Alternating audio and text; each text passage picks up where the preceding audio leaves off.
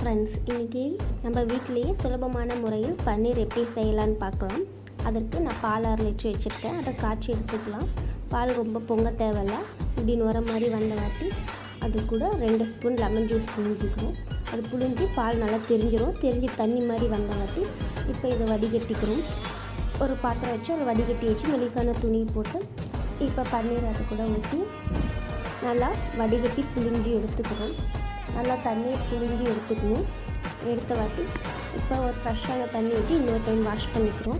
நல்லா வாஷ் பண்ணி அதையும் நல்லா தண்ணி இறுக புழிஞ்சி எடுத்துக்கிறோம். இப்போ நம்ம கையிலையும் ஒரு ஷேப் மாதிரி பண்ணி எடுத்துக்கலாம். பண்ண வாட்டி ஒரு பாத்திரம் வச்சு அது மேலே இந்த பன்னீரை வச்சு ஒரு வெயிட்டான பொருள் அது மேலே வச்சு 2 மணி நேரம் அப்படியே வச்சிடலாம். 2 மணி நேரத்துக்கு அப்புறம் எடுத்து பார்த்தா பன்னீர் ரெடியாக இருக்கும். இப்போ இதை நமக்கு பிடிச்ச ஷேப்பில் கட் பண்ணி எடுத்துக்கலாம்.